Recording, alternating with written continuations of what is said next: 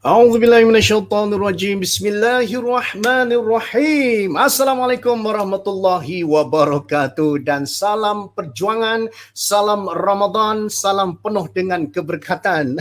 Okey, baiklah.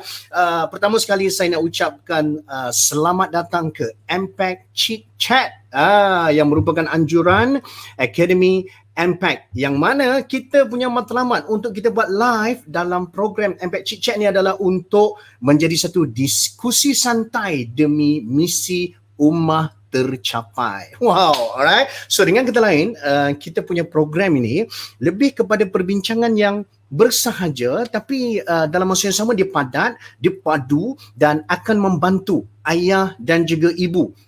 Kalau ada yang tengok ni seorang belia dan remaja juga sama akan dapat manfaat. Kalau anda seorang usahawan juga dapat manfaat, kerana Akademi Impact, matlamat kami adalah untuk membangunkan potensi masyarakat generasi muda dan juga yang dah dewasa untuk menjadi aset kepada umat, insya-Allah. Okey, baiklah. Dan hari ini yang menariknya adalah kita memulakan episod kita yang pertama pada hari ini. Jadi jika anda sedang menonton ini adalah episod yang pertama kita dan kita bawakan seorang tetamu yang sangat-sangat istimewa.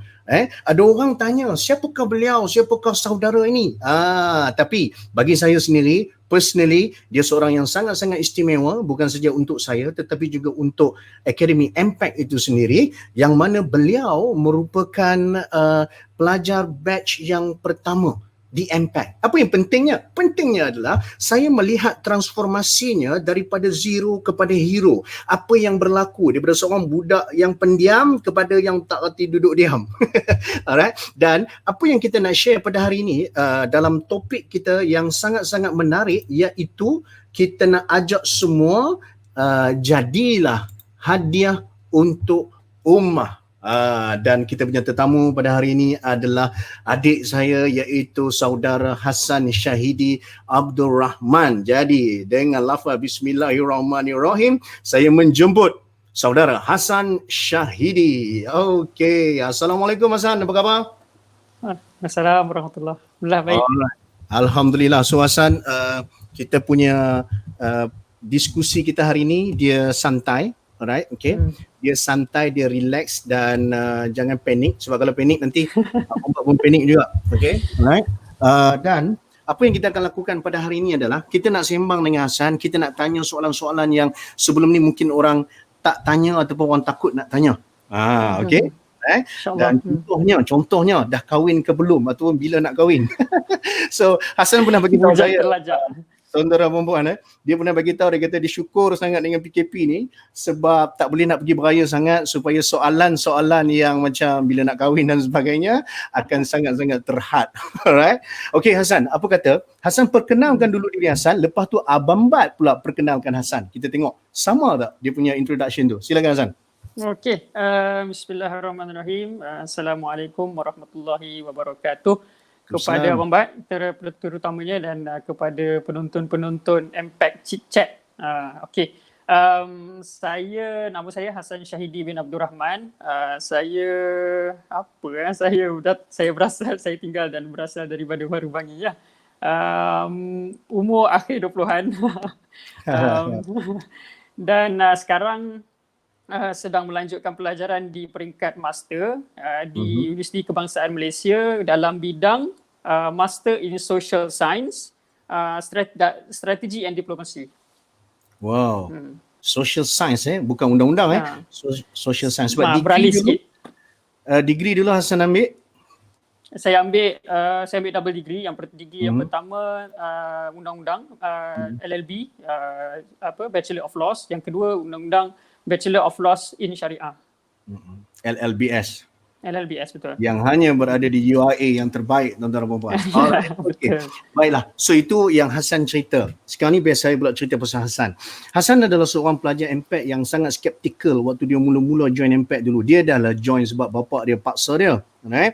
So, bila dia join tu, kelas yang pertama, saya tak ada. Kelas yang pertama bersama dengan jurulatih yang lain. Okay. Dan dia boleh bagi tahu pula dekat waktu tu salah seorang daripada kaki tangan Impact, bila ditanya macam mana program, dia jawab macam Biasa. Siapa yang kena Hasan boleh bayangkan muka dia buat macam tu, alright, tanpa keluarkan suara. Sebab Hasan dulu dia bermula dengan seorang yang pendiam, yang tak nak bercakap, yang pasif, dan macam saya pernah tulis dekat post saya, dia adalah seorang yang pernah kena tinggal dengan family dia, alright, sebab orang ingat semua dah ada dalam kereta dah, kan? Rupa-rupanya dia tak ada lagi sebab dia sangat-sangat pendiam. Cuba Hasan cerita sikit pasal cerita ni, keabsahan cerita ni, ataupun bila dah ramai orang duk cerita-cerita, dia jadi makin lama makin sedap pula, jadi makin ni. Okey, cerita sebenar Hasan. Itu mungkin memang antara pengalaman yang tak boleh dilupakan lah. Masa tu saya rasa saya sekolah rendah. Saya, adik-beradik saya semua sekolah rendah lah, abang kakak saya. Waktu tu Hussein tak masuk sekolah lagi, adik saya. Sekarang ni masa tu dah balik lah. Kiranya mak saya dah sampai rumah. Dah sampai ke sekolah nak ambil, nak pick up. Semua orang dah masuk kereta.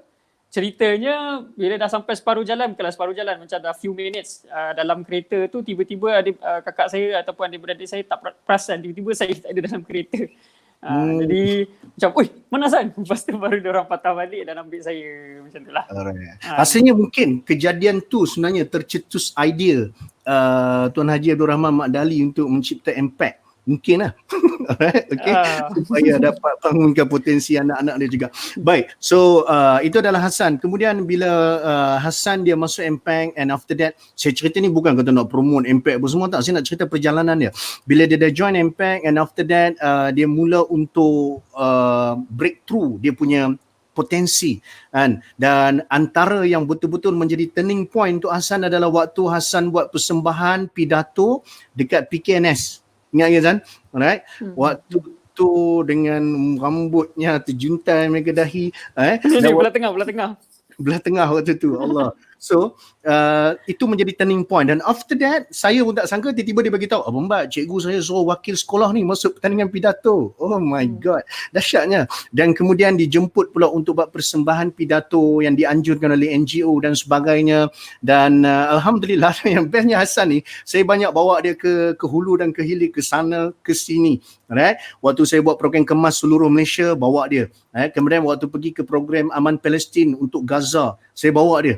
Supaya pendedahan dalam masa yang sama boleh bantu untuk lebih cepat mendapatkan pengalaman dan juga ilmu tu. Dan Alhamdulillah hari ini Hasan mencapai sesuatu, belum lagi mencapai tahap kegemilangan sebab kita akan terus lakukan yang terbaik untuk jadi yang terbaik, tapi sekurang-kurangnya hari ini boleh menjadi role model untuk belia dan juga remaja di luar sana, insya-Allah. Alright, okay. Baik, so hari ni kita nak tanya soalan-soalan yang susah-susah Hasan. So bersedia? Soalannya adalah, siapakah Perdana Menteri yang keempat di Venezuela? Okey dah, gurau. Okey, soalan yang pertama sebenarnya yang kita nak bincang adalah, sebab topik kita ni bukan jalan-jalan topik.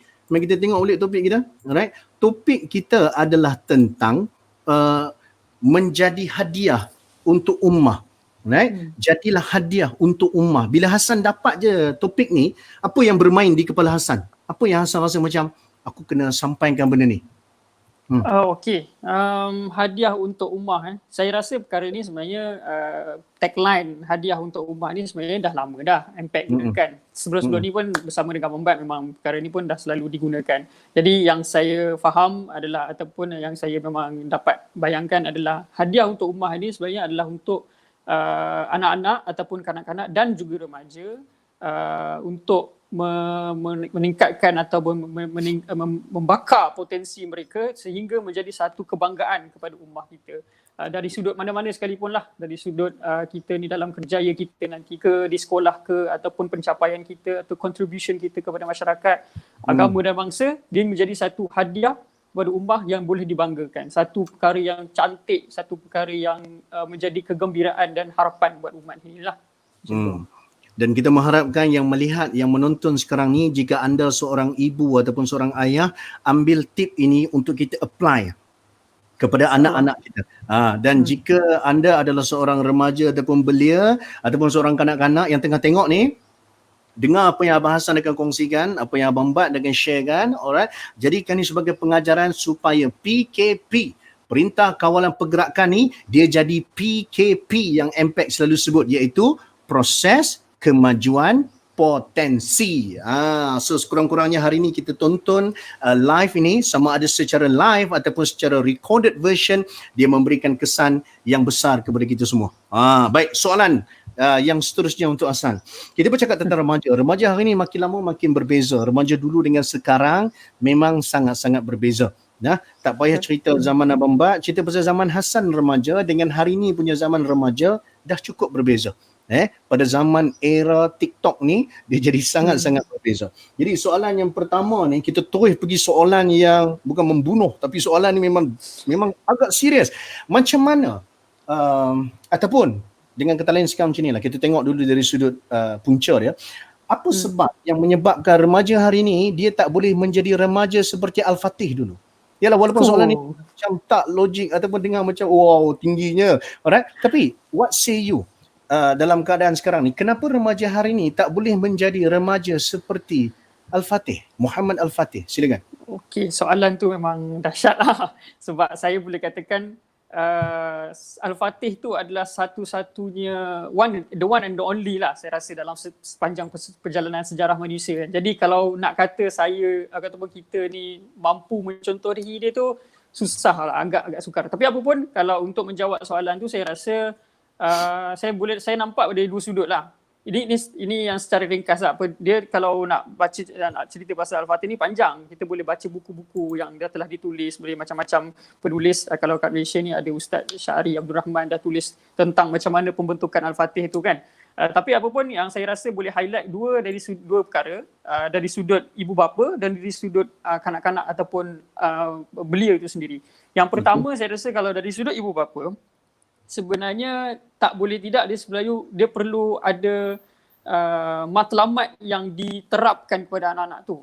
Jadi contohnya macam kalau ayahanda Sultan Al-Fatih tu, Sultan Murad tu, dia menerapkan anak dia tu, matlamat utamanya adalah menakluk Konstantinopel, iaitu sebaik-baik sultan dan sebaik-baik tentera. Jadi dia dah terapkan, dia dah orang kata apa, dia dah install dia punya anak tu dengan satu matlamat yang besar. Jadi anak itu secara tak langsung telah mendapat satu perjuangan dalam hidup dia. Dia dah pegang satu perjuangan untuk dalam hidup ni nak jadi macam mana, apa misi, apa visi. Jadi dia dah terapkan kepada anak. Jadi anak sejak dia dalam kandungan, membesar, kecil, besar dan sebagainya, itulah dia punya matlamat. Jadi pentingnya untuk ibu bapa itu menerapkan matlamat kepada anak-anak lah. Yang kedua, untuk bagi dari sudut yang kedua, saya rasa dari sudut belia itu sendiri, itu kalau kita cakap dari sudut ibu bapa itu, sebenarnya dia adalah satu faktor luaran lah, kita boleh kata faktor luaran. Tapi kalau dari sudut belia itu sendiri, saya percaya sebenarnya dia sendiri perlu ada tekad. Dia matlamat dan tekad. Matlamat tu dah diinstall, tapi dia perlu ada tekad. Jadi contoh kalau macam cerita Sultan Abdul Fatih ini adalah dia bagaimana dia sentiasa orang kata apa, bersungguh-sungguh dalam mencapai apa yang dia nakkan, dia matlamatkan. Dia telah diberi latihan, tapi pada masa yang sama dia juga pernah mengalami waktu-waktu jatuh, ataupun orang kata waktu-waktu dia turun dalam orang kata apa, kehidupan tu dalam keadaan down dan sebagainya. Tapi tekad tu datang kembali, tekad tu datang semula. Okey, dan saya rasa saya boleh tambah lagi satu tu kot. Mungkin ketakwaan ataupun kepatuhan Sultan Muhammad Fatih itu sendiri kepada Allah Subhanahu Wa Taala menjadi di satu kekuatan dalam tekad itu. Saya percaya kalau umat orang budak-budak remaja ataupun belia zaman sekarang ni, kita punya hubungan dengan Allah itu mungkin belum cukup kuat, belum cukup ampuh, belum cukup very very strong untuk kita, bila kita down, kita sentiasa boleh bangun semula. Jatuh bangun dalam kehidupan tu perkara biasa, tapi orang kata apa, macam mana kita nak bangkit tu, saya percaya kita bangkit tu bukan sebab diri kita sendiri, dan kita bangkit tu kerana Allah Subhanahu Wa Taala. Jadi itu pentingnya untuk sentiasa dekat dengan masyarakat, dekat dengan Allah Subhanahu Wa Taala. Jadi kalau macam Abang Bat punya soalan tadi, saya rangkumkan balik. Yang pertama, mak dan ayah tu dia perlu sentiasa ada matlamat yang kukuh dan kuat. Dan jangan matlamat kecil-kecil, insya-Allah dia kena matlamat yang very strong lah. Mati syahid, berjuang agama bangsa dan negara, jadi pemimpin. Jadi itu perlu diterapkan kepada anak-anak. Dan pada beliau itu sendiri dia perlu ada tekad, dan tekad itu datangnya sumbernya daripada Allah Subhanahu Wa Taala. Macam itulah. Baik. Dan sebelum tu saya lupa beritahu, soalan-soalan ni kebanyakannya soalan spontan yang saya bagi dekat Hassan ni sebenarnya. Alright. Dan dia pun menjawab secara spontan. So ini sebenarnya yang kita buat dekat Impact, 3 perkara yang kita sentuh. Yang Hassan cakap tadi tu 3 elemen. Yang pertama adalah heart set. Heart set ini ramai orang tak teliti. Ramai orang cakap pasal mindset kan sana, tapi tak ramai orang cakap pasal heart set. Heart set is all about our intention and connection kita dengan Allah Subhanahu Wa Taala. So kita clear siap-siap hati kita ni. Sebab Nabi dah kata dah, ada seketul daging, kalau bagus-bagus semua, kalau buruk-buruk semua, dan itu adalah hati. Jadi perkara yang pertama yang remaja hari ni tak ada, tuan-tuan dan puan-puan, adik-adik sekalian, adalah heart set yang clear bahawasanya kita hidup ini tak lain tak bukan untuk mengesahkan Allah Subhanahu Wa Taala, mendambakan redha dia, memburu cinta dan kasih sayang. Yang tu yang remaja tak ada. So itu adalah heart set. Dan kemudian pergi ke mindset. Ini yang tadi Hassan cakap tu, yang mana ayah dia Sultan Murad yang terapkan daripada dulu lagi bahawasanya kamu akan menakluk Konstantinopel, kamu akan menakluk Konstantinopel. Daripada dulu, daripada kecil, dia go to the mind, dia pergi kepada subconscious mind, conscious mind, unconscious mind, semua mind yang ada, right? Dan menyebabkan dia tidak ada pilihan lain melainkan dia nampak bahawasanya the vision is very clear, the mindset is very strong, dan ini menyebabkan dia pergi kepada elemen yang ketiga, skill set, kemahiran. Ingat, Sultan Mahmud Al-Fatih, dia bukan seorang anak raja yang dimanjakan, tetapi dia dilatih daripada kecil, diajar oleh syekh dan juga dibimbing oleh komander tentera untuk menjadi seorang putera yang lasak. Dan apabila menjadi raja, dia ada strategi, dia ada strategic thinking, dia ada kemahiran-kemahiran yang sangat-sangat powerful. Alright, sangat-sangat menarik. Kita tak plan pun sebenarnya nak cakap pasal Al-Fatih. Tapi sekurang-kurangnya ini memberikan kita satu refreshment untuk ingat balik tentang perkara ini.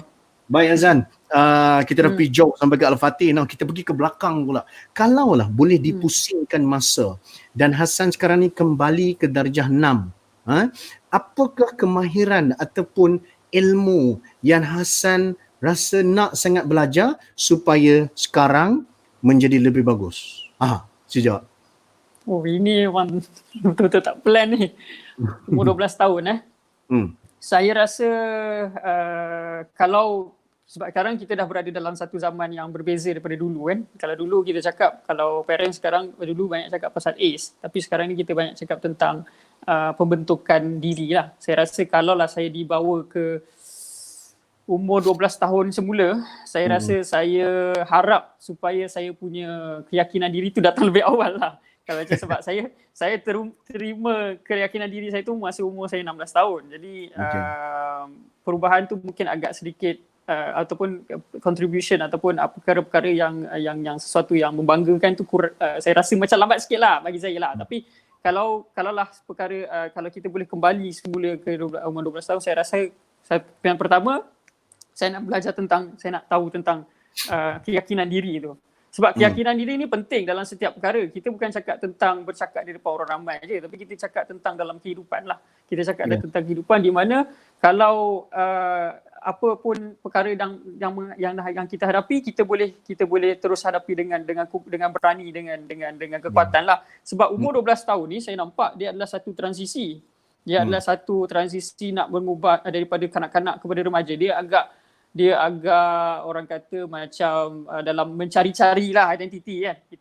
Biasa kita dengar umur remaja ni dalam mencari-cari identiti. Jadi saya rasa kalau diberi keyakinan, diberi kekuatan kepada ketika umur 12 tahun, dia akan jadi, kalau dia ada satu kehebatan dalam keyakinan dalam umur 12 tahun tu, insya-Allah dia akan cepat untuk nak adapt diri dia, sentiasa cepat nak jadi remaja yang lebih baik dan sentiasa untuk lebih ke hadapan. Yang kedua, memang saya macam cakap, macam saya cakap tadilah, kekuatan agama ataupun kekuatan akidah ataupun kekuatan hubungan kita dengan Allah, heart set, heart set tu sangat-sangat penting lah. Sebab betul, yang pertama betul keyakinan, tapi yang keyakinan tu tak boleh datang daripada diri kita, keyakinan datang daripada Allah. Jadi keyakinan datang daripada Allah tu perlu kita kuat sungguh-sungguh dalam kehidupan kita supaya dalam apa-apa cabaran yang kita hadapi di depan, umur 12 tahun ni macam-macam kan, dengan orang kata bercabaran remaja sekarang macam-macam. Jadi dengan kekuatan iman ataupun kekuatan dengan takwa dengan Allah Subhanahu Wa Taala, insya-Allah apa-apa yang kita dapat, apa-apa cabaran ataupun apa-apa anasir yang buruk kita boleh hadapi. Contohnya sekarang dia dekat laptop ke dekat PC ke, dekat mobile phone ke, macam-macam benda buruk-buruk kita sampai, dia akan sentiasa kuat untuk dia tepis dan kembali ke atas. Yes, betul.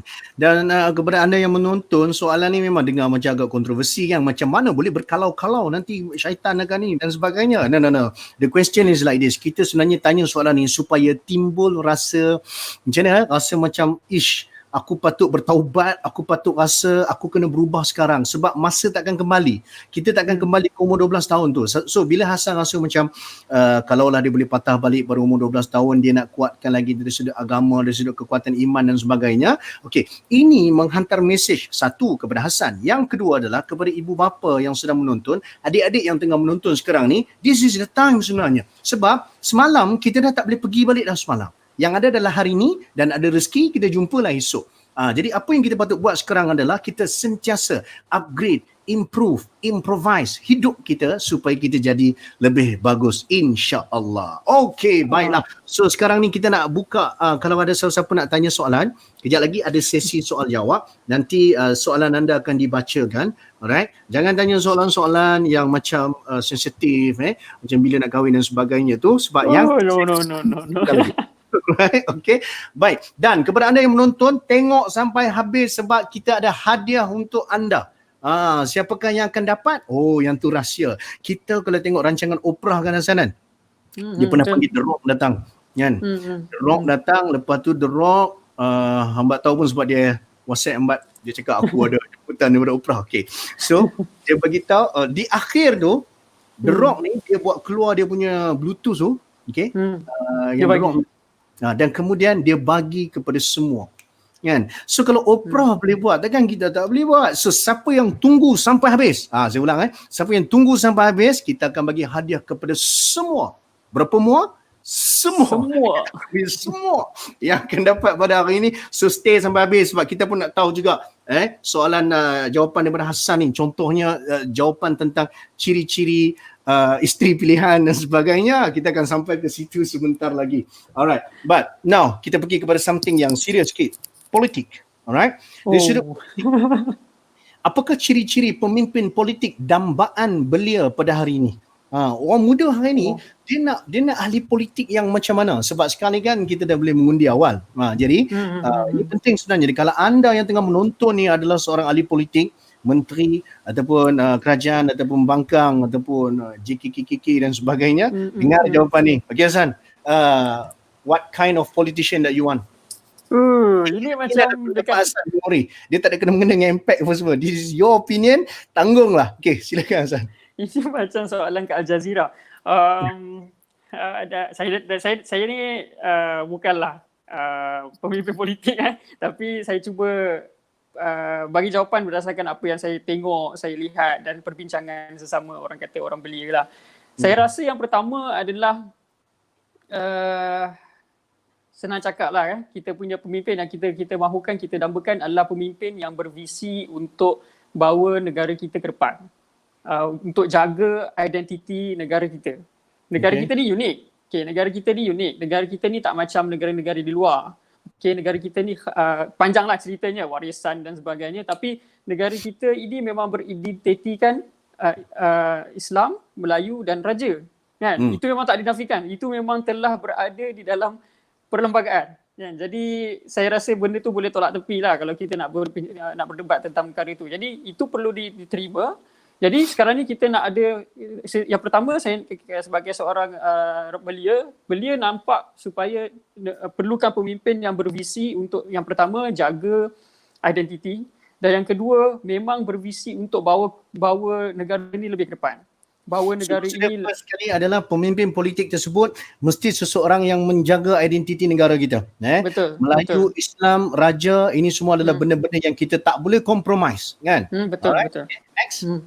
Yang kedua adalah memang bervisi untuk bawa kita ke depan lah. Bukan sekadar untuk berpolitik. Kan?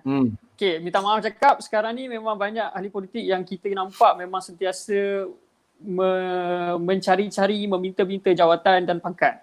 Okey, bagi saya pemimpin yang sepatutnya adalah semua pemimpin ataupun pemimpin yang baik adalah dia tak meminta jawatan pun. Dia tak meminta pangkat, tapi dia bersedia untuk dilantik. Dia punya personality Ahmad tu suka lah memang ayat tu. Ahmad suka. Dia tak minta. Okay lah, ramai je yang tak minta kan. Tapi yang kedua tu, dia bersedia dilantik. That's good. Sebab dia kena ada capability. Sentiasa bersedia. That's good. That's good. Dia maksudnya sekarang ni personality dah cukup kuat.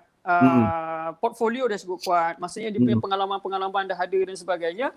Tapi dia tak pernah meminta pun sebab dia tahu dunia jawatan ni sekadar orang kata mungkin boleh jadi satu perkara yang merosakkan dia kalau Allah nak kan. Jadi dia tak meminta pun. Jadi sekarang ni tapi bila dia dilantik, dia sedia untuk memimpin dan memimpin dengan sangat-sangat bagus. Contoh kita ada banyak contoh dalam sejarah bagaimana pemimpin-pemimpin Islam dilantik tak meminta, tapi bila dilantik tu visi cukup jelas, pembawaan masyarakat, membawa masyarakat dengan cukup kuat kan. Contohnya zaman Khulafa' Ar-Rasyidin, contohnya Saifuddin Al-Qutus, contohnya Salahuddin Al-Ayyubi. Orang-orang ini, mereka ini sebenarnya tak meminta-minta ataupun orang kata bercita-cita politik semata-mata kan. Tapi dia punya visi dia adalah dia memang nak bantu ummah, dia nak tolong negara dia nak bawa negara dia lebih baik, umat Islam lebih maju, umat Islam lebih orang kata lebih kuat, dan akhirnya dalam niat yang baik itu dan dengan kekuatan yang dia ada selama ini dan personality dia memang dah cukup bagus, dia dah berjaya membawa masyarakat ataupun umat Islam pada waktu itu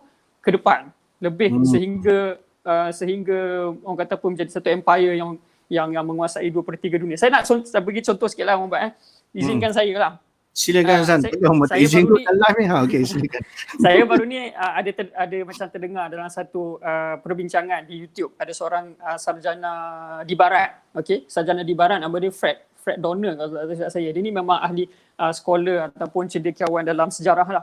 Dia kata setakat ini dalam ahli-ahli sejarah tidak ada satu konsensus ataupun tidak ada satu persetujuan untuk nak kata nak menjelaskan macam mana Islam ni boleh menjadi begitu kuat. Sebab ketika mana Rasulullah SAW bawa memimpin masyarakat Arab di kedua-dua di utara tanah Arab tu ada Parsi dan Rom. Satu kuasa dunia yang cukup kuat dan bukan baru saja. Parsi dan Rom tu dah beratus-ratus tahun waktu tu. Tapi datangnya satu orang kata kekuatan daripada tanah Arab itu tiba-tiba mengalahkan dua-dua, bukan satu, dua. Itu satu something yang kita perlu rasa macam terkejut lah kalau kita fikirkan. Bukan satu kuasa besar, dua kuasa besar. Bayangkan macam Malaysia sekarang kalahkan China dengan US. Boleh bayangkan kita macam push. That is very out of mind lah kan. Jadi tapi apa kekuatan mereka adalah kekuatan Islam, kekuatan visi iaitu Rasulullah SAW bawa bahawa umat Islam ni perlu jadi pemimpin, umat Islam ni perlu jadi khalifah, tapi pada masa yang sama tidak orang kata bukan bekerja dunia. Mereka buat di atas dunia ni, mereka jadi pemimpin hanya untuk sebagai arahan Allah SWT dan juga untuk nak bawa seluruh umat Islam ini, Islam tu bawa Islam tu sebagai rahmat lah kepada seluruh dunia. Alright.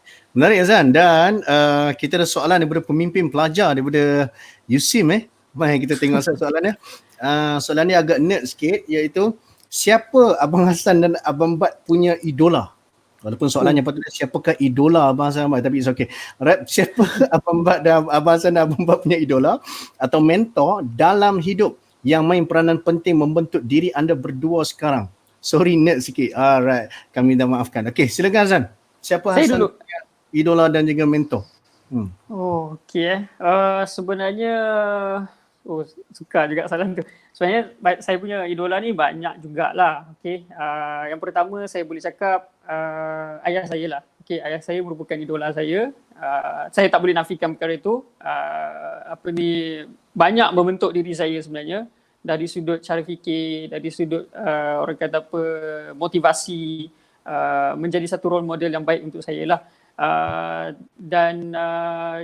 Itu yang role model yang dekat lah. Yang seterusnya adalah saya punya idola sebenarnya. Saya boleh fikir saya banyak beridolakan pemimpin-pemimpin lah. Pemimpin-pemimpin yang dulu dan sekarang, dan antara yang saya boleh sebut adalah yang saya sebut tadi, baru saja tadi, Saifuddin Qutuz, dan Salahuddin Al-Ayyubi lah. Yang saya idolakan mereka ni adalah mereka, saya cakap, mereka hidup dalam misi berjuang dan mati syahid. Maksudnya misi dia, mereka hidup ni misi untuk memberikan manfaat kepada masyarakat, untuk nak bawa masyarakat ke arah lebih baik, untuk nak beri orang kata apa, masyarakat ini satu keadaan yang agung dan bawa Islam itu lebih tinggi. Jadi berdasarkan dua tokoh ini, kita sebenarnya banyak perkara yang kita boleh belajar lah daripada dua tokoh ni. Kalau mungkin ada setengah orang selalu dengar Al-Fatih, Al-Fatih pun ataupun Salahuddin Al-Ayyubi, tapi mungkin jarang orang dengar tentang Saifuddin Qutuz. Saifuddin Qutuz ni, kalau menarik ceritanya adalah dia yang bawa kemenangan di Ain Jalut, kan? Ya, betul. Dia betul.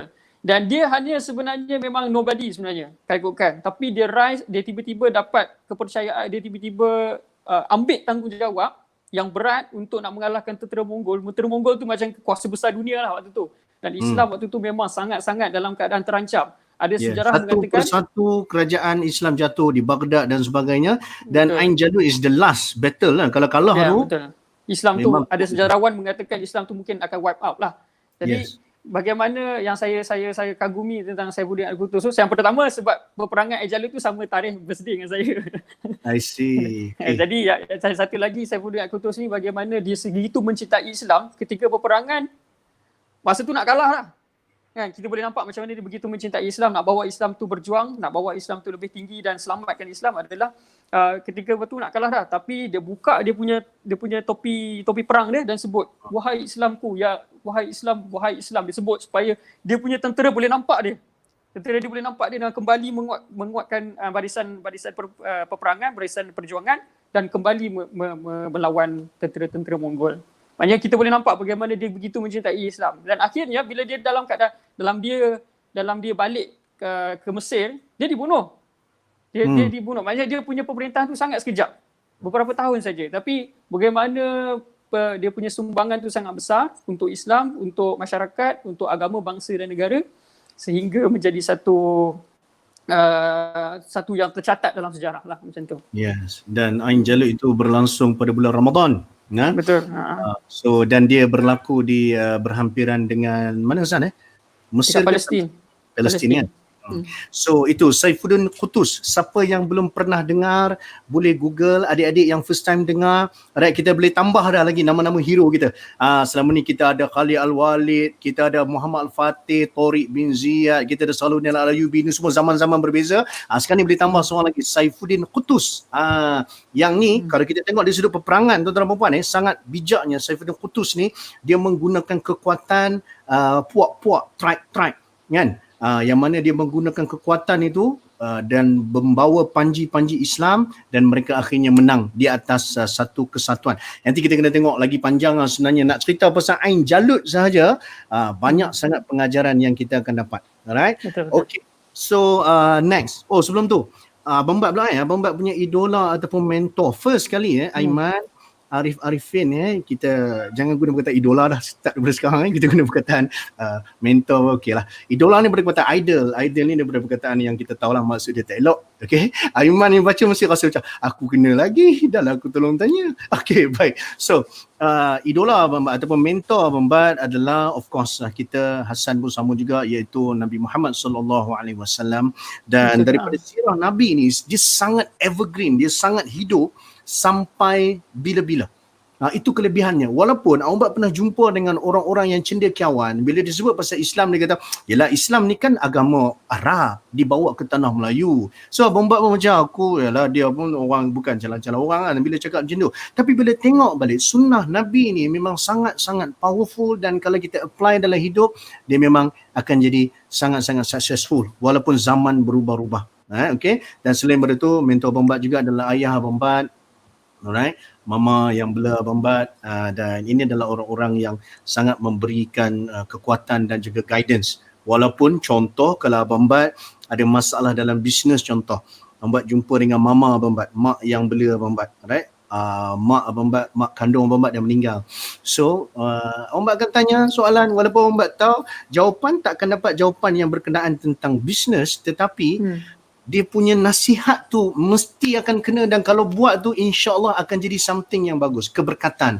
Nah, begitu juga dengan ayah Abang Bat kan. Dia seorang pekerja dan pesara kerajaan dan dia punya nasihat tu Abang Bat ambil, dan keberkatan daripada seorang ayah itu menjadikan semuanya menjadi lebih mudah insya-Allah. Alright. So harap membantu kita punya Aiman Arif Arifin untuk pengetahuan tuan-tuan, beliau juga merupakan seorang lepasan Academy Impact yang sangat berjaya, dan dia Dahsyat juga tu, menjuarai pertandingan pantun peringkat kebangsaan kan. So kalau pantun ni dia pergi ke peringkat dunia, rasa dia akan juara dunia. Kalau dunia lawan dengan planet Marik, insya-Allah akan juga menjadi juara. Okey. Baiklah Hasan, soalan yang seterusnya daripada Puan Raida Khalisah. Bila Hasan down atau rasa hilang semangat, apa yang Hasan terus buat nak dapatkan balik semangat tersebut? Ke Hasan makan banyak-banyak supaya nanti orang cakap ku semangat. Alright Hasan. Okey, sebelum cakap tentang down kan, sebenarnya saya rasa kita kena ingatlah bahawa sentiasa semua orang akan down. Semua orang akan melakukan kesilapan. Selalunya down ni sebab kesilapan lah. Okey, ataupun sama ada kesilapan tu datang dari kita atau orang silap kita terasa kan, macam tu kan. Ataupun jadi sekarang ni saya rasa kesilapan lah. Jadi sebenarnya bagi saya yang pertama, kita kena ingat bahawa kesilapan tu semua orang buat, dan itu tak perlu risau ataupun tak perlu fikir panjang lah.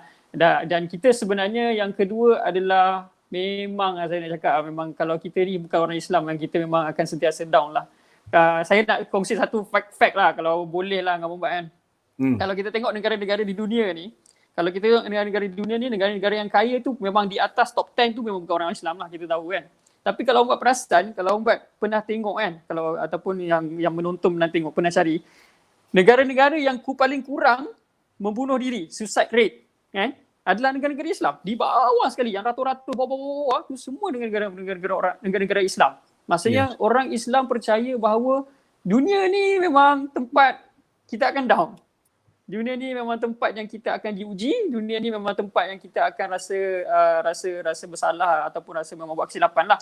Tapi negara-negara yang famous macam Korea, macam Jepun yang konon yang maju tu, dia punya suicide rate dia memang tinggi. Betul Zan? Sangat tinggi, betul. Jadi kalau kita tengok negara-negara yang di bawah-bawah yang paling kurang suicide rate adalah orang negara-negara Islam. Menunjukkan bahawa negara-negara orang Islam ni dia ada perhubungan dengan Allah Subhanahu Wa Taala, dan itu adalah kekuatan kita kan. Kita ini hidup dengan matlamat bahawa kita nak sampai kepada syurga. Tempat kita bukan di sini. Jadi down tu perkara yang biasalah. Down tu, itu saya rasa itu kekuatan saya, itu yang saya boleh fikir, iaitu bila kita down memang kita kena kembali kepada Allah Subhanahu Wa Taala lah. Tapi janganlah kita ada heart set yang strong kan daripada awal. Daripada kecil ni kita dah ditanam tentang Allah.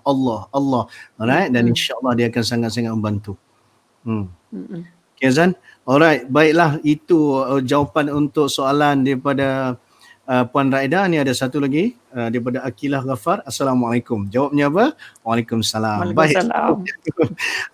Khairi Khairuddin soalan ni memang Umat tak jangka, dan daripada Khairi, macam mana nak jaga momentum untuk 10 malam yang terakhir? Silakan Hazan. Saya orang muda punya style. Jangan bagi nasihat yang ustaz-ustaz duk bagi kat pakcik-makcik ni. Untuk orang muda, apa yang kita nak buat untuk 10 malam terakhir? Okey, saya terus terang saya cakap lah, saya ni pun bulan Ramadan tak adalah power hebat sangat kan. Kita kadang-kadang macam terus terang saya cakap masa awal tu macam semangat, tengah-tengah tu macam down sikit. Tapi bila dah hujung-hujung ni kita dah sedar kita dah masuk 10 malam terakhir, so kita memang kena upkan balik lah. Bagi saya macam mana nak jaga momentum adalah kita kena, sebenarnya kenapa kita punya momentum kurang, saya sedar bila saya punya kenapa bahasa tengah-tengah Ramadan tu saya macam down sikit kan, macam kurang sikit, macam terganggu sikit saya punya amalan-amalan saya. Kenapa saya rasa adalah kita sebenarnya tak cukup begitu faham bagaimana besarnya 10 malam terakhir tu. Kita kena pemahaman tu, maksudnya kita punya macam mindset kot kan. Kita tak tahu macam besarnya 10 malam terakhir tu. Kita kena kembali baca balik fadilat 10 malam terakhir, apa yang Nabi Muhammad SAW buat, macam mana malam Lailatul Qadar tu 1 malam 1000 bulan. Memang benda tu sentiasa berulang, tapi berulang sekalipun kita kena ulang balik baca, kita cuba mendalami, kita cuba doa kepada Allah SWT, ya Allah Tuhanku, tolong aku, kuatkan aku, jadikan aku hamba-Mu yang taat, tambahkan iman aku, dan kita cuba baca balik fadilat-fadilat 10 malam terakhir, dan insya-Allah kita akan rasa macam, weh, tak boleh jadi ni, malam macam mana pun aku kena push ni kan. Jadi itulah orang kata apa, macam kita tengok orang lain pun semua orang macam 10 malam terakhir macam rancak ke, macam padu kan, takkan aku nak ketinggalan kan. Jadi sekarang ni kita kena fikir, kita jangan tertinggal di belakang. Kita jangan tertinggal di belakang, dan kita macam saya cakap yang pertama, buka balik fadilat-fadilat tu, berdoa pada Allah SWT, berdoa kekuatan kita, doa sungguh-sungguh, jangan doa main-main. Kan, doa pun macam sambil tengok TV kan. Kadang-kadang lepas solat pun terus bangun, jangan macam tu. Okey. Jadi doa tu memang betul-betul doa. Doa, ya Allah, tanamkan pada aku untuk aku jaga 10 malam terakhir ni, untuk aku sungguh-sungguh dalam 10 malam terakhir ni. Ya Allah, jadikan aku hamba-Mu yang sangat-sangat mencintai-Mu, yang sangat-sangat bertakwa padamu, yang sangat rapat padamu. Sebab itu memang kekuatan kita kan. Jadi, dan kembali balik baca fadilat-fadilat Ramadan. Kembali balik macam mana baca salafus soleh ataupun sahabat-sahabat, orang-orang yang soleh ni lah, orang-orang yang soleh ni, orang yang baik-baik ni, macam mana dia menggunakan Ramadan 10 malam terakhir. Itulah kot saya rasa yang saya last kali dia akan berbalik kepada yang kita duk sebut kat impact tu, iaitu it's all about your mind. Macam mana kita nak set balik kita punya minda, melihat bahawa ini adalah pecutan kita yang terakhir. Alright? Dan kadang-kadang tu kita fikir bahawa ini adalah yang terakhir untuk 1441 Hijrah kan. So kita duk yakin bahawa 1442 kita akan bertemu lagi dengan Ramadan. Tapi sedangkan hari ni berapa ramai orang yang sudah pun pergi tanpa kita jangka. Contoh Abang Bat baru kehilangan Abang Bat punya Pak Uda Abang Bat, bapa saudara Abang Bat meninggal dunia kan, dan pada waktu PKP pula waktu tu. Jadi orang nak balik ziarah pun semua menjadi cabaran dan sebagainya. Dan kita hari ni masih lagi dihidupkan dalam bulan Ramadan, dan kita juga kehilangan permata dalam dunia dakwah kita, iaitu almarhum Ustaz Ismail Kamus kan. Right? Dan kita hari ni masih lagi berada dalam bulan Ramadan. Jomlah kita buat yang terbaik, dan kita berjuang, dan kita berjuang habis-habisan. Dan bercakap pasal 10 malam terakhir, alhamdulillah Abang Bat hampir terlupa, ada benda Abang Bat nak bagi tahu dekat semua. Baik, tuan-tuan dan puan-puan yang sedang menonton, saya nak mengambil kesempatan ini tanpa apa-apa ada kepentingan.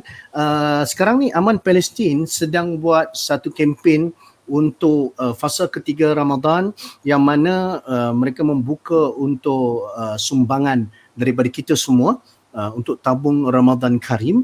Jadi jika anda mahu untuk menderma, untuk memberikan sumbangan, mengambil keberkatan 10 malam yang terakhir, maka saya sangat-sangat alukan tuan-tuan dan puan-puan, anda semua yang belia, jangan kata macam saya tak ada duit lagi. Kalau tak ada duit lah kita kena bersedekah. Oh, yang ni kena buat satu live topik lain pasal rezeki ni. Tapi kalau time tak ada duit, time kita dalam keadaan tersepit dan sempit, time ni sebenarnya yang kita kena rasa lagi ringan untuk kita bagi sedekah. Ini bukan Abang Bat punya formula tak. Ini memang yang telah digariskan oleh Allah Subhanahu wa Ta'ala. Jadi boleh tengok dia punya link kat situ. Siapa-siapa rajin boleh tak tolong kita komen dekat bawah tu. Link yang Abang Bat tulis ni, www.billplease.com/tabung Ramadan Karim. Yang ni kita buat untuk sama-sama kita membantu mereka yang di Palestin dan juga yang di Malaysia, insya-Allah. Alright. Ini Aman Palestin tak suruh Abang Bat buat ni kita buat sebab impact kita sentiasa memberi sokongan untuk NGO yang berjuang. Malah apalah sangat impact ni nak dibandingkan dengan Aman Palestin dan juga NGO lain yang jihad mereka, perjuangan mereka memang tak boleh nak ditebus dengan wang ringgit. Dia cakap pasal Palestin, saya ingat lagi tak Zan, waktu tu yang kita pergi ke stadium Melawati, Stadium Melawati, waktu tu Hassan baru habis SPM kot. Betul, 2009. Pada waktu tu Abang Bat first time berdepan dengan 10,000 orang audience, dan waktu tu juga first time belajar tentang Khaybar ya Yahud, Jaish Muhammad saufa ya'ud. Itu first time. Dan start daripada tahun tu jugalah Ahmad Badrul Sani sudah tidak lagi makan burger yang datang daripada US tu. Alhamdulillah. Sampai sekarang alhamdulillah Abang Bat dah tak makan dah. Walaupun dekat Bangi tu dia beratok bagus punya untuk beli, dan kita tak mau cakap lah pasal hal tu. Sagi kita cakap pasal ni dan sebagainya panjang pula. Tapi yang pastinya adalah Aman Palestin jasanya juga besar untuk Abang Bat dan juga untuk Hasan. Dan selepas tu kita juga banyak terlibat dengan program Aman Palestin yang lain. Yang tu kita tak boleh cakap lah sebab orang tak tahu kita, Hasan. Sebab kita kata alright. Okay, baiklah. So itu tentang kita punya apa yang kita boleh buat infak Ramadan kita, insya-Allah pada bulan Ramadan ini pada 10 malam terakhir. Jangan dibiarkan walaupun satu hari kita tinggalkan pada bulan Ramadan ini dengan tanpa sedekah. Rugi sangat-sangat. Nah, dan kalau kata macam mana nak pergi sedekah, masjid tak buka, surau tak buka. Ya, betul. Tapi kan tadi kita dah bagi link. Kita boleh guna kita punya internet banking, online banking, transfer, dan insya-Allah dia akan jadi lagi mudah. Nah, zakat jangan lupa bayar. Alright, zakat pun sekali kita kena bayar secara online. Alright. Okay, baiklah. Soalan lagi ada, Hasan? Hasan tengok Hasan video. Hasan pilih, nampak tak? Hasan tak nampak. Okey, jap. Saya dah buka juga ni. Ni Nur Amalia. Apakah amalan atau doa yang Abang Bat dan Abang Hasan amalkan setiap hari untuk sentiasa bersemangat? Hasan, 30 saat. Go. Sebenarnya saya tak ada spesifik doa lah, tapi saya doa dalam bahasa Melayu je sebenarnya. Doa yang kita doa dalam bahasa Melayu yang betul-betul kita nak. Kan, apa yang kita nak kena, kalau kita nak cakap, kalau tak ada doa yang very cantik, yang very properly structured pun kita tak apa. Ya Allah tolong bagi aku semangat balik. Ya Allah tolong bagi aku semangat balik. Tak apa. Lama-lama kan. Saya rasa sebenarnya doa ni dia kena, jangan bagi prayer lah. Doa jangan baca 30 saat je. Makin lama, makin you baca doa, makin cantik doa kita dengan Allah SWT, insya-Allah. Jadi baca doa bahasa Melayu je. Senang nak cakap lah. Kalau tanya Abang Bat, selain pada macam Hasan cakap tu betul lah. Bila kita cakap bahasa Melayu ni, dia lagi feel. Alright? Dan cantik kalau kita baca doa yang Nabi ajar, tapi kita faham maksud dalam bahasa Melayu, dia akan jadi sangat cantik. Satu lagi untuk Amalia ni, alright? Tengok muka macam orang Kelantan. Alright, untuk Nur Amalia ni, Asmaul Husna. Asmaul Husna adalah satu momen yang bagi Abang Bat merubah banyak kehidupan Abang Bat sekeluarga. Alhamdulillah anak-anak Abang Bat pun dah hafal Asmaul Husna, dan bila kita baca Asmaul Husna dan kita faham maksud dia.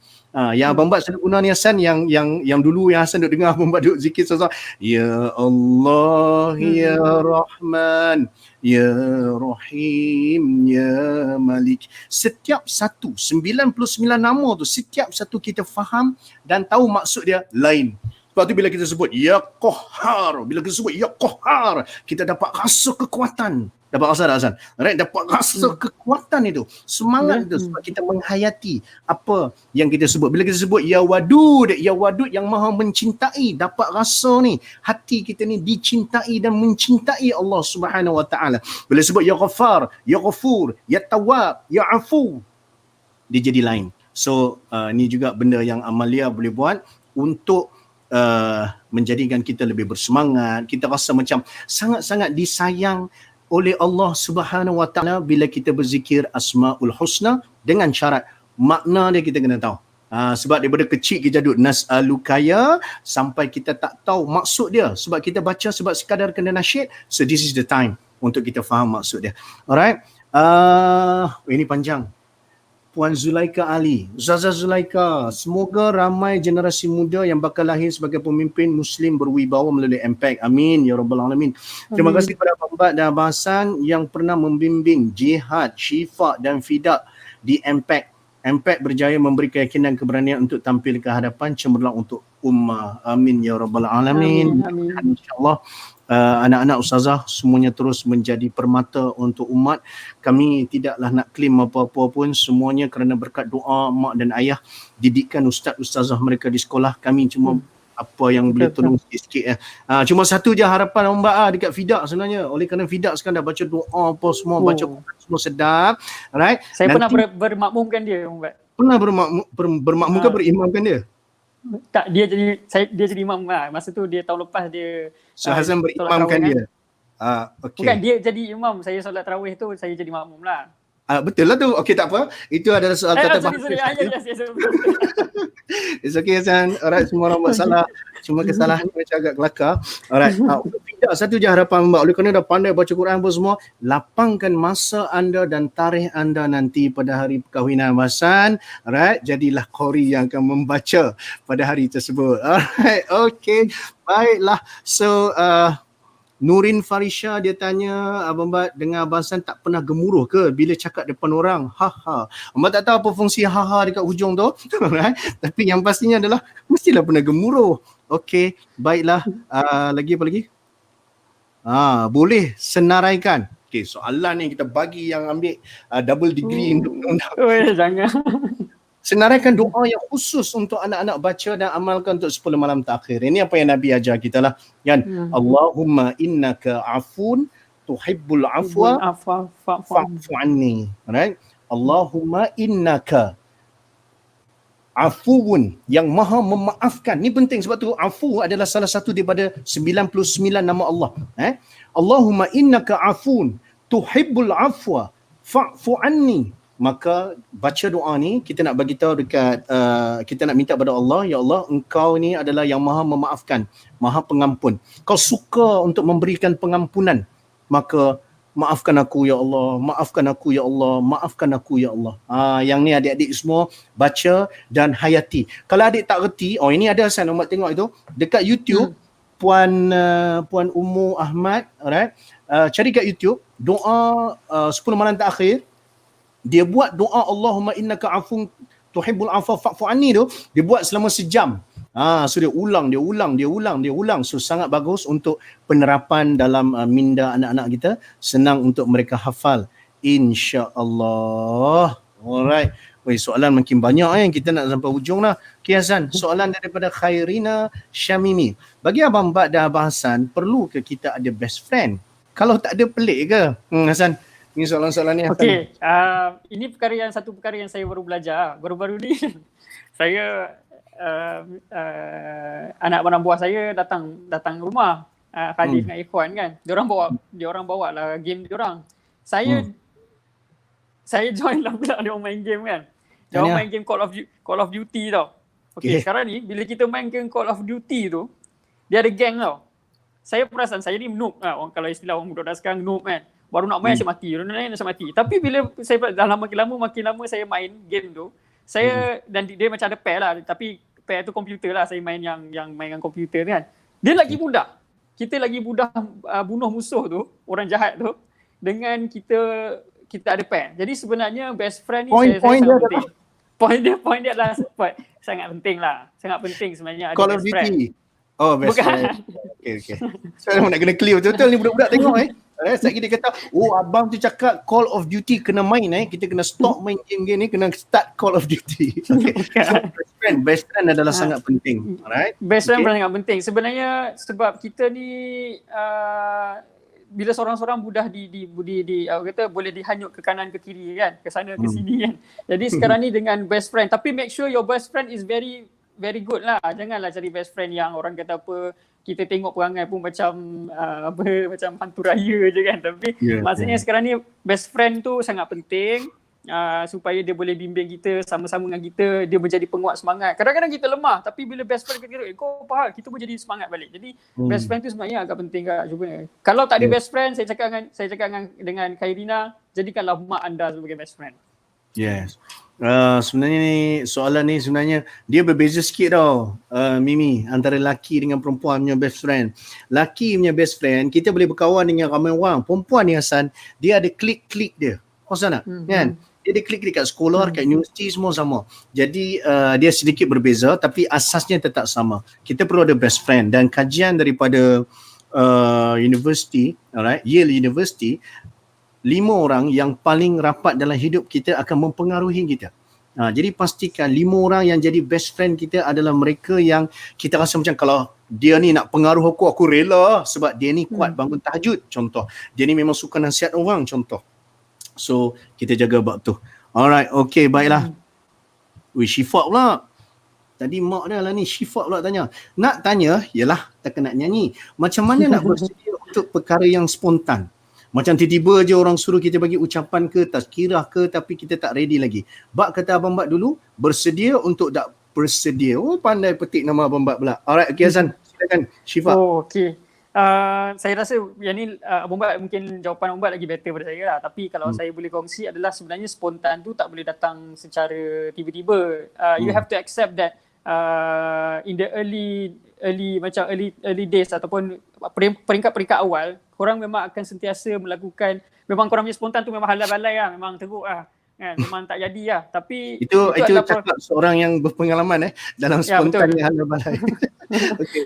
Jadi orang kata kesilapan tu terpaksa kita hadapi. Memang kita kena belajar. Spontan jadi teruk, jadi tak cantik. Tapi tak apa, as the time goes by, maksudnya bila korang dah makin banyak praktis, banyak latihan, secara tak tiba-tiba macam dia dah ada satu template kan. Bila kita dijemput atau dijemput bercakap ke, kita nak orang kata apa diminta untuk apa sesuatu, kita akan dah ada ready untuk nak persembahkan atau nak sampaikan benda itulah.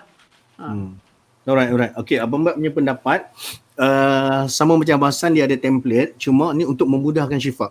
Sebab Syifa lah ni pun orang nak panggil dah, kata yang ni Mas bagi tazkirah sikit dan sebagainya. Kita penuhkan kita punya stok tazkirah kita tu satu, macam Abang Hassan cakap, template dah ada. Satu lagi cara untuk mudah adalah cerita. Stok kita ni adalah stok cerita. Contoh cerita pasal anak gajah dan gajah yang kena ikat kaki dia tu. Kenapa anak gajah tak boleh nak lari? Sebab ialah tali tu ikat. Tapi kenapa bapak gajah tak boleh lari daripada tali yang kecil tu yang mengikat dia? Contoh. Itu nak mengajar tentang belief system yang dibina sejak daripada kecil. Bapak gajah tu sebab daripada kecil lagi dia dah diikat. Jadi dia percaya once dia ikat, dia tak boleh nak bergerak lagi dah. Jadi kawan-kawan sekalian, dalam tazkirah saya nak beritahu kepada semua, waktu kita berada di peringkat sekolah ni, bina kepercayaan yang tepat supaya kita tidak ada kepercayaan yang merantai kita untuk pergi ke depan. Nampak tak? So the moment you ada stock story, cerita-cerita ni, alright, dia akan memudahkan kita nak bagi tazkirah dan sebagainya. Yang paling best adalah manusia suka dengar cerita. Okay, alright. So Mbak harap itu menjawab dan membantu untuk Syifa. Dan sebenarnya jawapan ni Syifa, Mbak tak plan, memanglah sebab soalan ni persoalan spontan tapi Mbak tak pernah ada jawapan ni sampai Syifa tanya dan tiba-tiba Allah bagi ilham. Thank you Abang Mbak dapat belajar sesuatu pada hari ini. Alright. Okay, Mbak sini mungkin soalan yang terakhir. Izzati. Assalamualaikum. Waalaikumsalam. Macam mana cara atau tips untuk nak ajak sama-sama dengan keluarga untuk menjadi ummah yang baik? San, silakan. Saya tak berkeluarga lagi Mbak. Senang je bagi excuse. Right, nak ajak sama-sama dengan keluarga. Dia contoh macam ni je, Izzah. Kalau kita nak ajak mak, nak ajak ayah, siapalah kita tiba-tiba nak kata, ayah stop dah isap okok. Itu memang kita cari pasal. Itu bukan uslub dakwah yang terbaik sebenarnya. Cara untuk kita nak ajak family adalah, dia kena kuat sebab you need to start alone. Kena start seorang dulu. Dan you kena strong. Kan, bangun seorang-seorang, bangun tahajud, dan lepas tu kemungkinan kena perli dan sebagainya, kan. Orang semua bila azan terus makan berat, makan sampai habis, kita azan start dengan kurma, lepas tu kita solat dulu, lepas tu baru kita makan, dan kita jadi pelik, alright. Tapi memanglah itu adalah fitrah Islam. Islam akan kembali menjadi pelik, alright. Dan barang siapa yang membawa Islam pada waktu tu, insya-Allah syurga adalah ganjaran untuk dia. Jadi Izzah, my point is this: first, be strong and you need to start, alright? And kalau kita kena start seorang-seorang, then you start seorang-seorang. Jangan kita jadi give up. Dan lepas tu kita recruit adik kita, jom kita solat sekali dan sebagainya. Okay, alright? Dan kemudian barulah lepas tu mak dan ayah kita juga akan rasa something. Tapi nak rasa something tu, Izzah kena ada strategi. Minta kepada dia, pemilik kepada hati mak, hati ayah, hati adik-beradik yang lain. Doa sungguh-sungguh waktu tahajud tu, doa sungguh-sungguh, minta kepada Allah, ya Allah, kau pemilik hati mak aku, kau pemilik hati ayah aku, kau jentik hati mereka untuk sama-sama buat apa yang kau sayang, apa yang kau suka untuk hamba-hamba kau lakukan. InsyaAllah. Kalau saya boleh tambah sikit, Umbat, saya Tambah, rasa mungkin tambah. Okay. saya rasa mungkin kita boleh apply apa yang Umbat pernah ajar dulu dalam seminar-seminar yang pasal teknik air kosong tu kan. Saya rasa kalau macam Cik Izzah Izzati ni mungkin boleh cuba kena buat sesuatu yang orang yang kita nak cuba ubah tu dia suka. Contohnya orang kata apa, bagi hadiah ke, ataupun orang kata apa, bawa dia jalan-jalan ke apa-apa yang dia suka, yang mana pada keadaan yang dah okey tu kita nak tegur ke, kita nak ajak ke, itu lebih mudah lah bagi saya. InsyaAllah. Okey Hasan, kita dapat banyak desakan dan juga komplain daripada yang datang lambat ni. Alright, contohnya macam Aman Ninas, and then Abang Aiman Hakimi dan juga Arif Nakib. Okey, tak apalah, kita tengok aja soalan. Aman Ninas, Assalamualaikum, nak tanya. Waalaikumsalam. Nak jawab. Macam mana cara untuk comfortkan kawan yang ada masalah besar? Bergaduh dengan parents dia. Alright, cara kita nak comfortkan adalah dengan kita bercakap tentang benda yang boleh larikan fokus dia. Itu step yang pertama, bukan satu-satunya step. Alright, step yang pertama supaya dia dapat release kejap dia punya tension dia. Kemudian cuba kita rationalizekan balik. Selalunya orang bergaduh dengan parents sebab orang kata apa, pertentangan ataupun satu benda prinsip yang berlaga. Alright, mak ayah percaya yang ni, dia percaya ni, bam, dia clash. Alright, the clash of perception, of the clash of principle. Jadi kita cuba untuk rationalkan, sebab kita pun satu lagi cabaran dia, kita ni siapa? Dalam mak ayah kita tak boleh tegur, tiba-tiba nak pergi tegur mak ayah orang pula, so dia akan jadi something yang tak kena kan. Selalunya Abang Bat, kalau orang tu kata saya tak boleh tegur lah dia ni, Abang Bat akan kata cuba cari orang yang boleh tegur dia. Dia mungkin respect kepada seseorang, orang yang dia respect tu kita minta tolong bagi tahu, dia punya penerimaan tu akan jadi berbeza. Okay, itu pendapat Abang Bat. Hasan? Macam mana nak comfortkan kawan yang ada masalah besar gaduh dengan parents? Susah juga soalan ni. Doalah banyak-banyak. Semoga dilembutkan hati yang pertama, untuk Allah mudahkan urusan nak comfortkan kawan tu. Dan yang kedua, bagi saya dia kena faham lah sebenarnya parents tu adalah segala-galanya. Dia kena ingat bahawa mak dan ayah tu adalah anugerah terbesar bagi seorang anak lah. Percayalah, abang dan ayah kita tu adalah anugerah yang paling besar bagi seorang anak. Kena bagi ingat kepada dia, parents tu lah yang melahirkan kita, membesarkan kita, mendidik kita, dan dia adalah ladang pahala kita yang paling besar. Rasulullah SAW kata antara benda yang memang menyebabkan kita boleh masuk syurga atau masuk neraka adalah dengan parents. Jadi sentiasa ingatkan kawan tu bahawa parents tu adalah macam it's a very big deal lah. Jangan orang kata senang-senang nak gaduh dengan parents, dan kita kena ingat perkara tu. InsyaAllah kalau kita sabar sekalipun Allah akan ganjarkan. Kalau kita kita orang kata apa retreat ataupun tak macam nak cuba lawan balik parents kita bersabar dengan kita mengalah, itu pun juga adalah salah satu ganjaran pada Allah SWT, insyaAllah. Dan Aman, kita kena ingat juga bahawasanya hati-hati parents itu semuanya dimiliki oleh Allah. Jadi kawan Aman tu dalam keadaan dia tenang, dia sedar balik apa yang Abang Hassan cakap tu, alright? Kemudian dia minta pada Allah, ya Allah, kalau betul aku punya prinsip ni, kalau betul apa yang aku cakap ni, kau gerakkan hati mak ayah aku untuk setuju. Tapi kalaulah aku salah, ya Allah, kau bagilah jadi semuanya dalam keadaan smooth dan janganlah bagi kami bergaduh dan sebagainya. Sebab Hassan cakap tadi yang dia menyebabkan kita boleh masuk neraka. Tapi dalam masa yang sama, kena ingat azab untuk orang yang derhaka dekat mak ayah, dia tak tunggu akhirat, dekat dunia lagi dia dah kena. Ini antara benda maksiat, benda berdosa yang kita buat yang akan kena, confirm dua-dua kena. Dunia kena, akhirat kena adalah apabila kita derhaka kepada mak ayah. Sebab ada orang berzina contoh dan dia pandai cover dan lepas tu dia terlepas, dia mati. Dan bila dia mati, dekat akhirat nanti dia akan kena. Dekat dunia dia tak kena. Tapi kalau yang dengan mak ayah ni, the moment derhaka dengan mak ayah, dekat dunia hang kena, dekat akhirat pun kena juga. Yang ni Aman bagi tahu dekat kawan tu, bila dia dah tenang jangan dia tengah duk stres, hang pergi bubuh pula macam tu, lagi dengan hang pergi kena bubuh. Okay, alright, baik. Seterusnya adalah ni, kita ambil lah Nurin Farisha ni, awak soalan hang macam ni Nurin. Macam mana nak hilang gemuruh? Sebab kalau bercakap ketika gemuruh ni, kadang-kadang idea yang kita rancang hilang. Ada tips tak? Okey, sebelum tu kepada anda yang sedang menonton, Ini mungkin soalan yang terakhir dan lepas ni kita nak bagi kepada hadiah untuk anda semua sebab kita nak mengalahkan rancangan Oprah Winfrey. Jadi kita pun nak bagi hadiah kepada semua. Tapi sebelum tu, Hasan, silakan. Nurin Farisha. Macam mana nak hilang gemuruh? Gemuruh tu memang sentiasa ada lah. Saya pernah ada sekali tu saya nak menjadi moderator ataupun MC masa saya nak program, ada satu program yang melibatkan 1,000 orang lah, lebih kurang kalau tak silap saya lah. Memang macam termuntah kat saya. Nak makan pun tak lalu dan sebagainya. Itu adalah tanda-tanda gemuruh lah. Tapi kalau kita nak hilangkan gemuruh, kita kena ada macam bagi saya kadang-kadang antara saya punya ni, saya longgar-longgarkan saya punya badan lah. Kadang-kadang saya macam lompat-lompat sikit, kita gerak-gerak macam buat macam nak fight sikit kan. Jadi dia macam mengeluarkan sedikit kita punya hormon yang lebih, bukan hormon yang gemuruh tu, tapi hormon endorfin, hormon yang macam teruja sikit, hormon yang semangat sikit lah.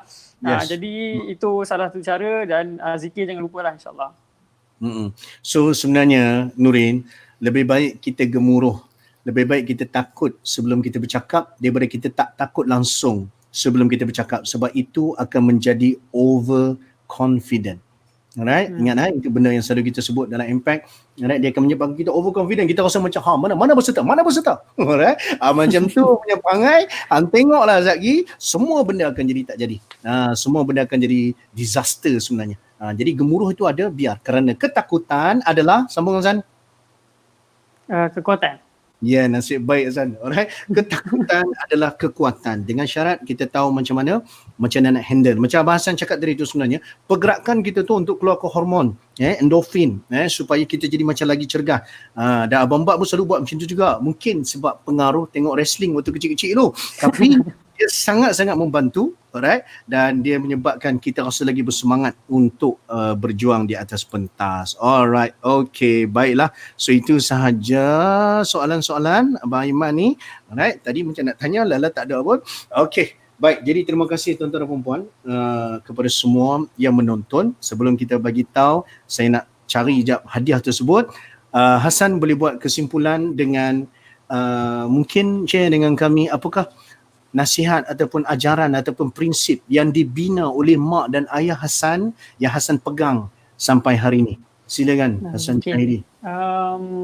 Antara perkara yang saya masih ingat, antara apa yang mak dan ayah saya terapkan pada saya adalah, antara kata-kata daripada ayah saya adalah, pemuda dan perjuangan tak boleh dipisahkan. Itu antara ayat kata-kata ayah saya yang saya tak boleh lupalah. Jadi, dan mak saya pula, kata-kata dia, mak saya ni sentiasa mengingatkan kita untuk sentiasa terbuka, untuk sentiasa menerima perbezaan pandangan yang berbeza.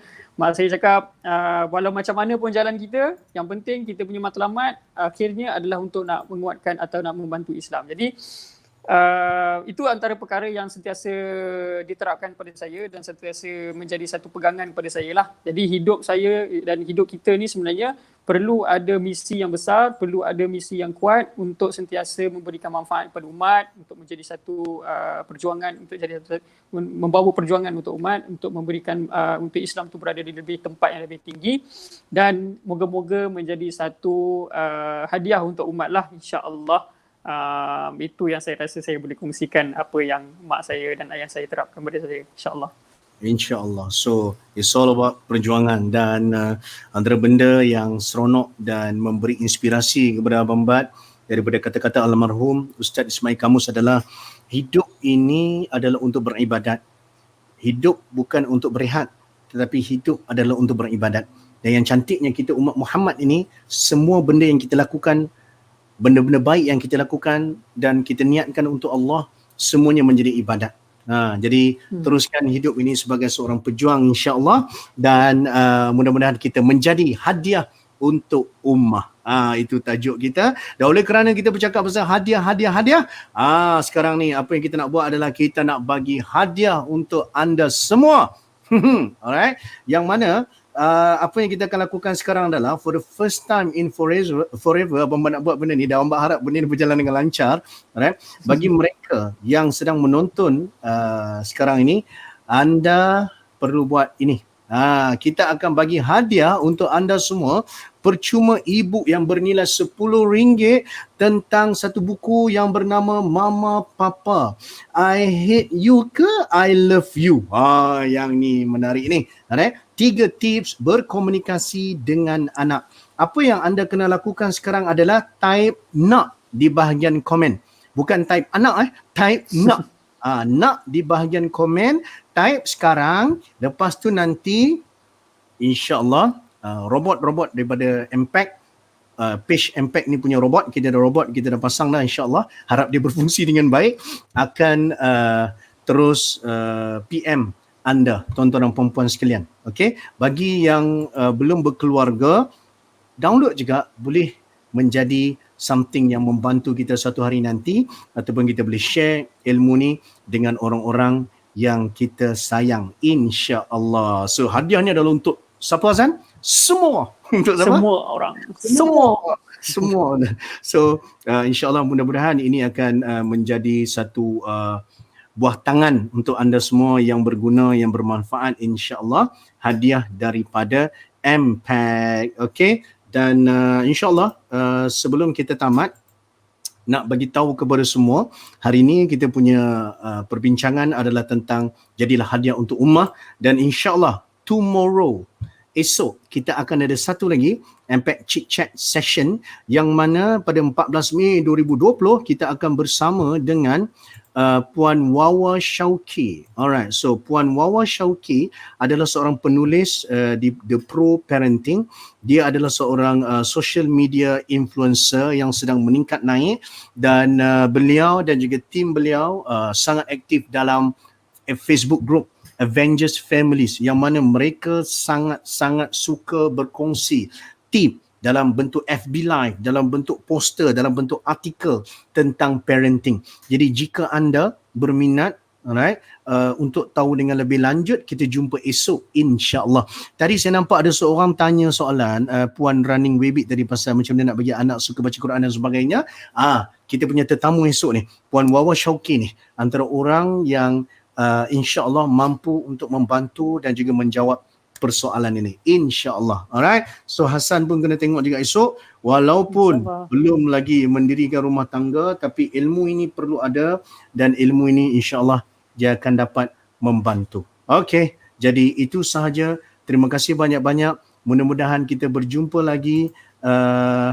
Terima kasih Hasan kerana sudi menjadi tamu pertama untuk kita punya Impact Chat, dan mudah-mudahan kita akan sama-sama lagi pada masa yang akan datang, kerana kita ada banyak lagi plan, kita ada banyak lagi yang kita boleh kongsikan menerusi platform Impact Chit Chat ini. Alright, jadi terima kasih banyak. Terima kasih juga kepada tuan-tuan dan perempuan yang menonton, dan insya-Allah moga kita semua berjaya dunia, kita berjaya akhirat. Sekian, wabillahi taufiq wal hidayah. Wassalamualaikum warahmatullahi wabarakatuh. Waalaikumsalam warahmatullahi wabarakatuh.